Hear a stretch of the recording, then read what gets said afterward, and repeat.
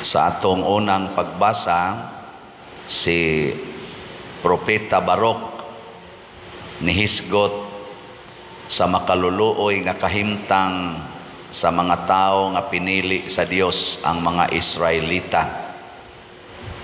Nganong makaluluoy man sila? Bao mo? O mo kibaw? Kasabot mo kung saan ang pulong makaluluoy? Unsa mo nas in English? Asa ko kibaw?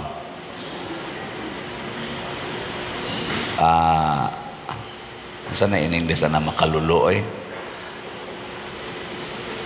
Miserable or pitiable? Pitiable? Kana bang makaluluoy ba? Kana kung maingong kastaw, luuya, lakaluoy. Nganong makaluluoy man sila, kay nagsigi sila pakasala, bisan pag ang Ginoo nagsigig hatag nila sa mga maayong butang. Gihisgutan ni Propeta Barok nga gipagawas sila sa kaulipnan sa Ehipto aron tagaan og maayong luna didto sa Promised Land. Pero pag abot didto, nagsigi sila supak sa Ginoo, gasigi na noon silag simba sa laing mga Diyos-Diyos. Kining nasod sa Israel, mauna ni ang nasod sa simbahan. Kita nga mga Katoliko nga nagsunod ni Kristo. Kita na ang bagong Israel. Nya giluwasta ni Kristo gikan sa kaulipnan sa sala, pinaagi sa mga sakramento, labi na ginang bunyag, nya dayon kumpisal, kanang hilog, kining misa, mauni ang muwagtang sa ato mga sala, kanang kasal, mga sakramento ba? Kung sa pailain, ordinasyon sa pagkapari, konpirma, mauni ang makawagtang sa sala. Pero subo palandongon nga daghang mga binunyagan, ang uban sige pagkumpisal, pero mga buangon kaistanan. No, gilingi ay mong tupad, na buutan ka. Umutan aba, inadili ka magsigig supak-supak, di ka magsigig pamakak, di ka magsigig bagulbol, wa karoy gidumtan, dili ba ka magsigig panglibak, di ka magsigig pamakak. Nya kamo mga estudyante, daghan man kay mo dinhi na di ka magsigig cheating, panahos exam, di ka mangupya,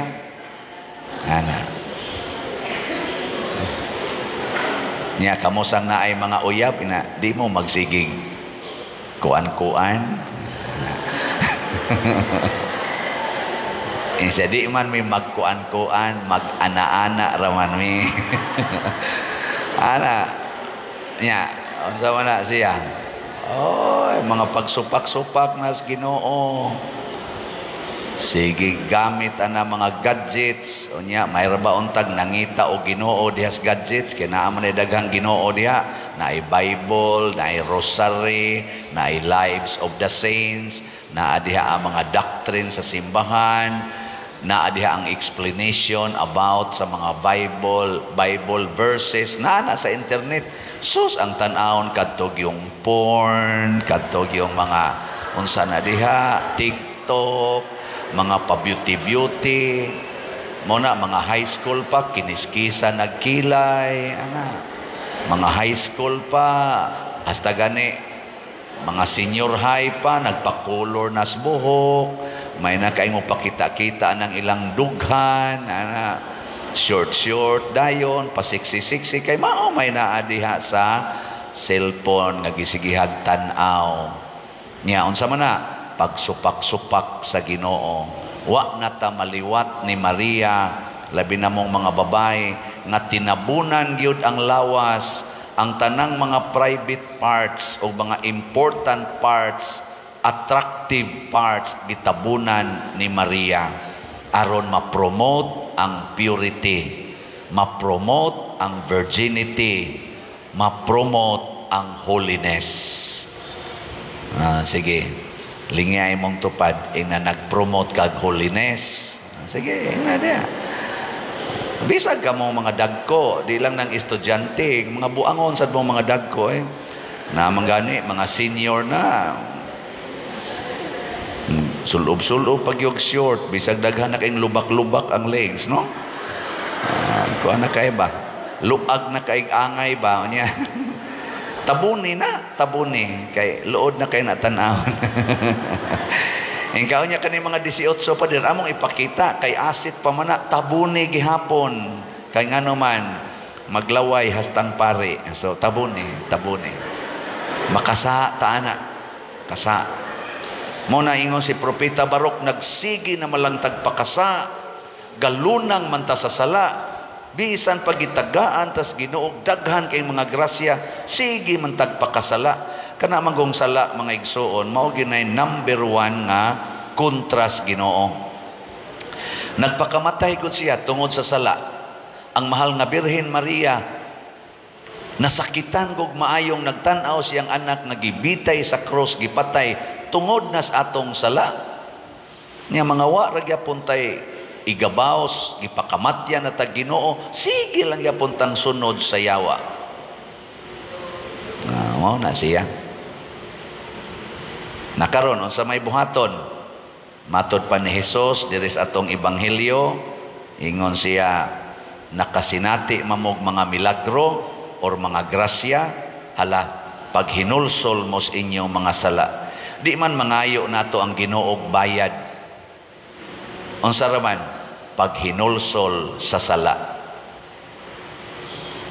Kasago pa mo sa 7 capital sins. Kasi nakasago ta sa kamot. Nay usa. I-check ha kung sakto ba. Ang acronym aning 7 capital sins kay Palegas. P-A-L-E-G-A-S. Ang P kay pride, ang A kay anger, ang L kay lust, ang E, ano sa manang E? Envy, ang G, gluttony, ang A, avarice, ang S, sloth. Sa may mga binisayaan ang pride, garbo, kanang ikaw giyoy labaw sa imong hunahuna, ikagay labaw, bisag bati kag naong ikagay kinagwapahan, kinagwapuhan, magpapretend gyud ka. Ikaduha, ang anger, kanang negative feeling against someone, kana bang may kaing patyon ba, may kaing patyon mausab imong naong mamurag yawa imong naong tanawon og naa kay anger. Nya kanang lust mo nay kinalamian sa tanang sala, no?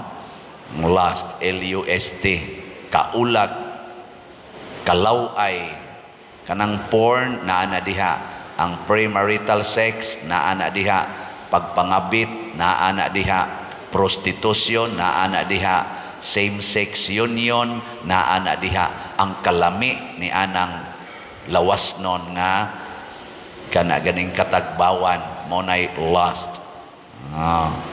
Lingay mo tupad na lamian ka na ina ko no pamutan ako no be.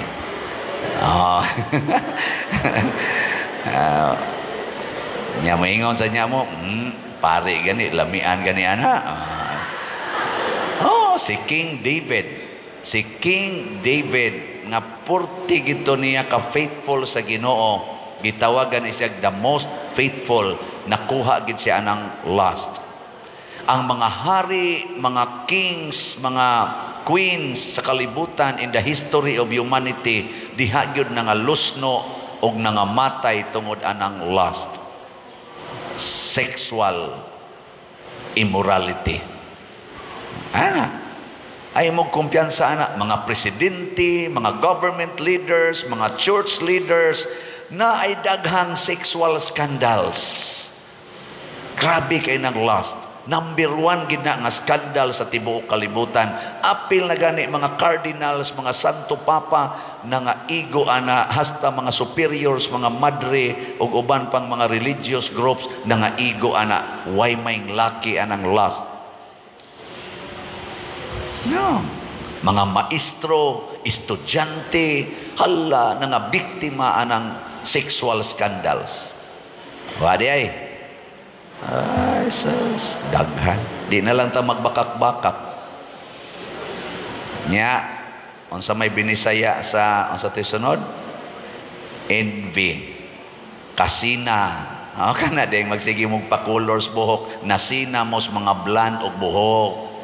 Nasina kana ding mangiskis kas imong kilay, nasina ka anang nagsigig badli sa kilay. Kana ding magsige mong short og mukbo kayo, nasina mo anang inigagi mo, tuyok ang pananaw sa mulo, kalindot ana. Oh, sige sad mong pakuan-kuan.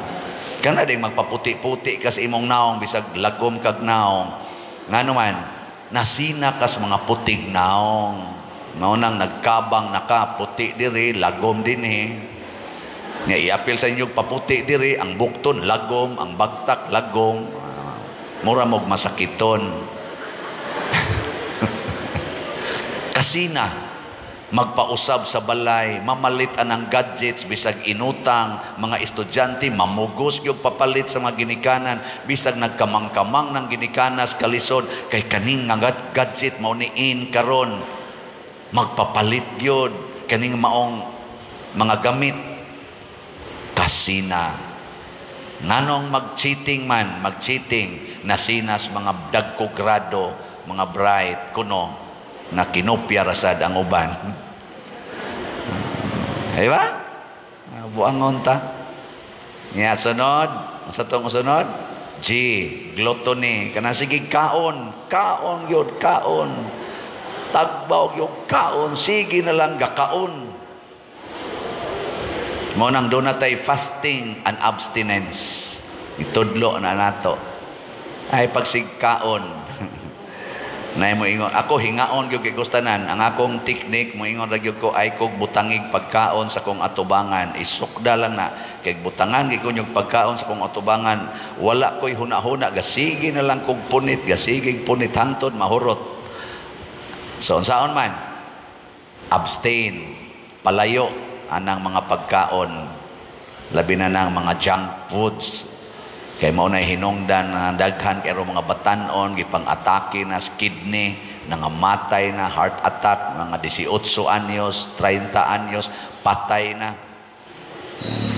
Nga po, mangutan-an na imong tupad. Ing na maayo pa na imong kidney. Basig na puno na di haros uric on sa nga na matake das kidney. Oh, patay na. Sugar.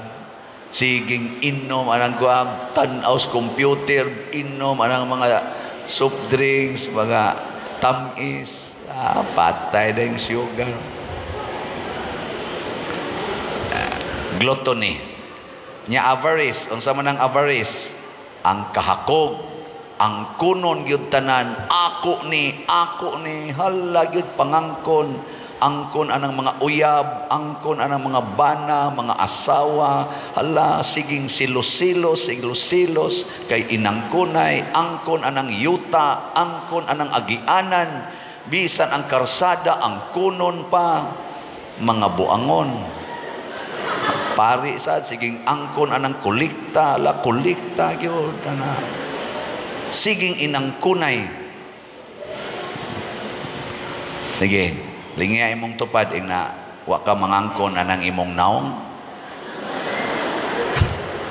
Kaning atong naong ato pag yung angkonon magsinawayay pagita wa ra bagi usa nato nga naghimos atong naong. Wa tay mga batasan. Unsa may mahayong buhaton aron mailisan ang kanang avarice? Practice og poverty. Munang ingos Kristo, bulahan kamong mga kabos. Blessed are you who are poor in spirit, meaning in our being, in our mind, ang kuna gyud nga dili kitay tag-iya niining mga butang sa kalibutan. Magpasalamat unta ta nga ni aning mga butanga hinatag sa Ginoo. Sige, lingay mong tupad. Ing na nagpasalamat kong gibuhat ka sa Ginoo. Nya, pwede sa inyo kining lesson, I thank God for creating you.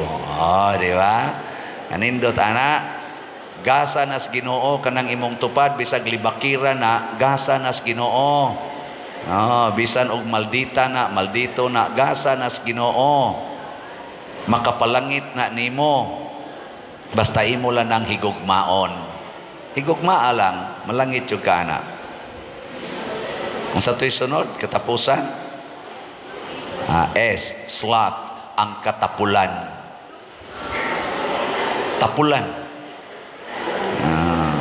Daghan kayo mga batanon, tapulan.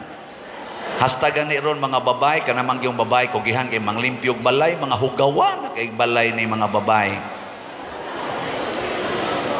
Di ka maong manglimpyo, din ka maong mamilo, din aga ni ka maong manglaba, bisan sa mga gagmayng butang, anaan nila, mga undergarments, di nakapang laba, idanog pag inadya suok. Naway mga sus. Ang kugihan ra gyud, ang kamot siging tulpok.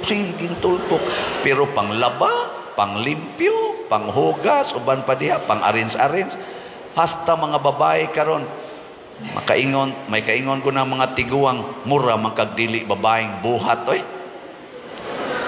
Kay sa unang panahon, sa among panahon, basta naaga ni anak na babae sa pamilya, limpyo kay ng balay basta na ay babaeng anak. Pero karon laki o babae pareha pulos hugawan.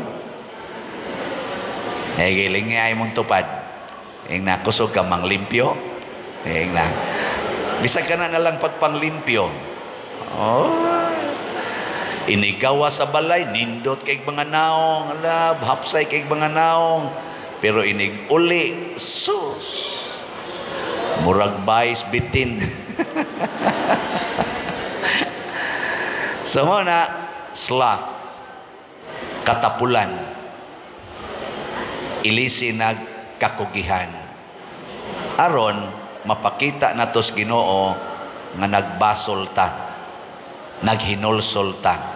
So kining palegas, aning pito kasala, maunigi gustos Ginoo nga atong buntugon kada adlaw, ug mapildi ta karon, baos ikaugma, risbak ikaugma, baos gyud o karon napildi kas katapulan pag kinugihan ikaugma, napildi kas kalaway karon pag practice og purity ugma. Di ba? Ana. Sige, manindog na ta mga buutan.